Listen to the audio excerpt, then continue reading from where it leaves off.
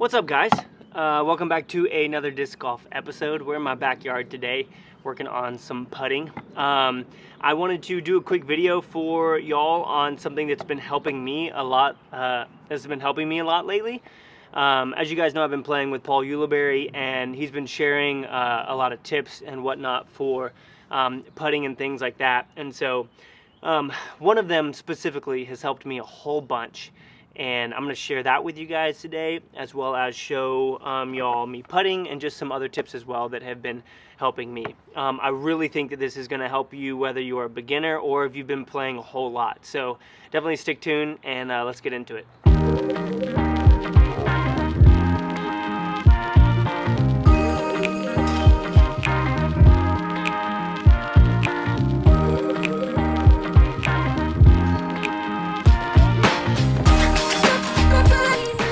Alright, so I feel like putting is it's like the thing in disc golf that everybody pretty much always wants to be better at. And honestly, of all the things in disc golf, your driving, your approach shots, your scrambling, your putting, to me, I would say if anyone could choose the most consistent thing to have, it would be putting. Because it just makes a big difference. You always hear that thing with golf as well, that driving is for show and putting is for dough. So if you can throw real far, but you can't putt, then you got a little bit of a problem, you know what I'm saying? So I'm always trying to get better at putting. One thing that people have been commenting down below is a lot of y'all think that I have been having foot faults or whatever lately, and the thing that kind of sucks about that is if two people agreed on the card that someone foot faulted when they didn't, then it would be a foot fault, and it's kind of unfortunate. But when it comes to disc golf, when it comes to putting, you have to show balance behind your putt before you move forward. So you putt it, then you show balance. For me, I balance on one foot. You don't have to have both feet on the ground in order for there to be balance. But I'm working on putting my back foot back down so that it appears that I have balance behind my disc. So that's one thing that I'm working on, just to help prevent maybe people who don't know the rules or whatever it may be from calling that sort of thing. So I'm working on that as well.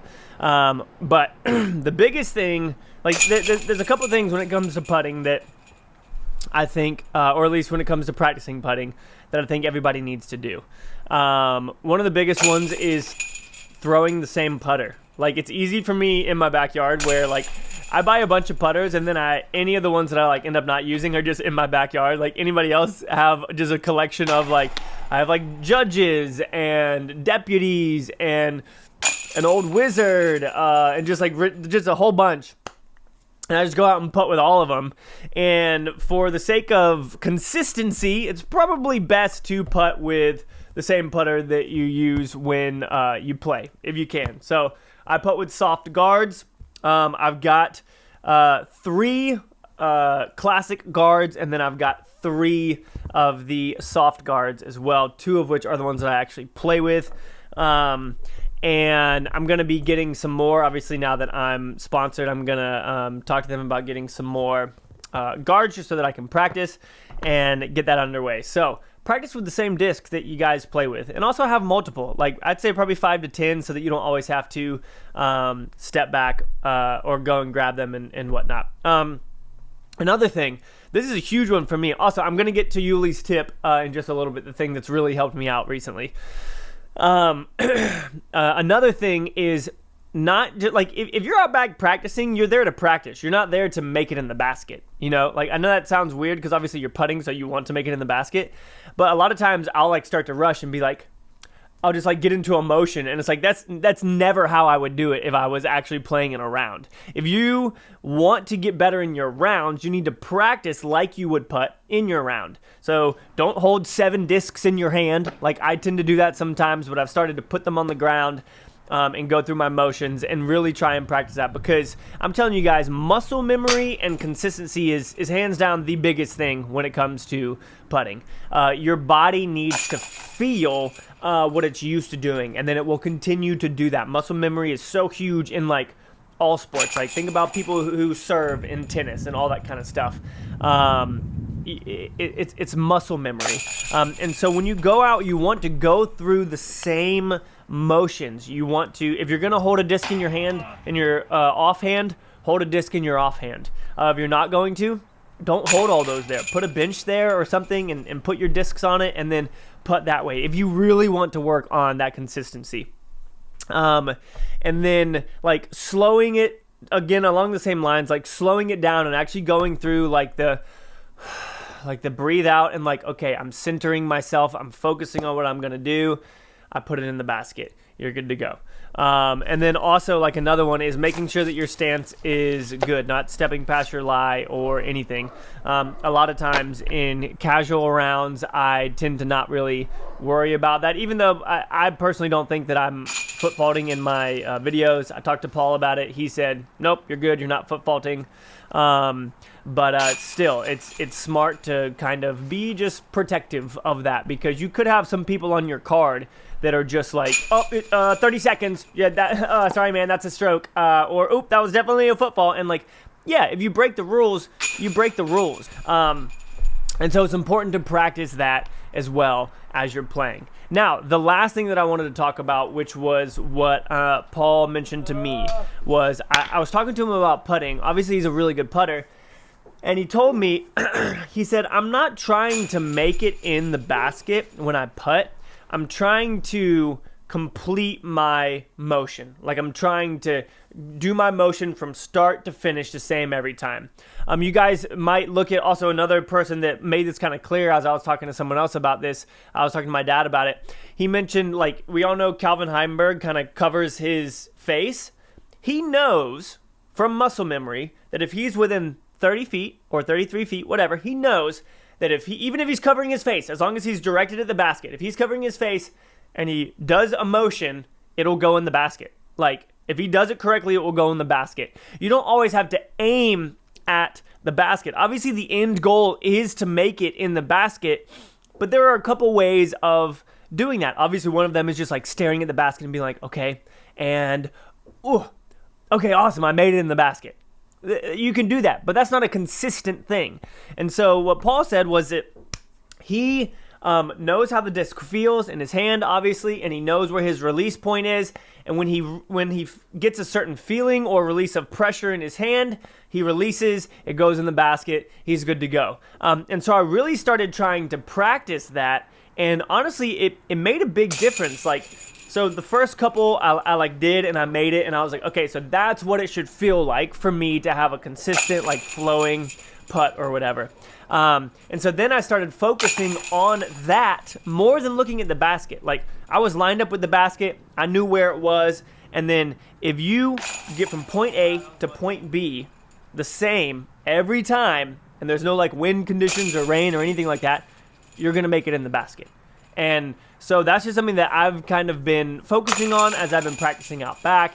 I think it was a super, super helpful tip, just to think about, like, okay, if I do it the same every time, I'll make it in the basket. Obviously, again, without any of those interactions or interferences from outside the fact.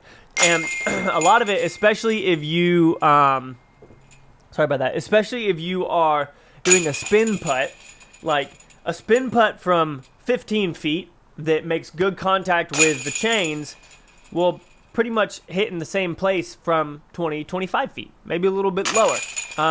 And so that's what I'm talking about when it comes to your motion. Like, you'll see people like KJ putting the same from 10 feet as he does freaking 25, 30 feet. And I'm like, bro, it's gonna bounce back and you're gonna miss if you keep doing that from this close. But it's a consistency thing. And so the rare occasion where he throws it too hard from up close and it bounces out is worth it for the consistency of putting over time. And so you might have these weird scenarios where you throw it and it bounces out and you're like, okay, I'm never going to putt that hard again.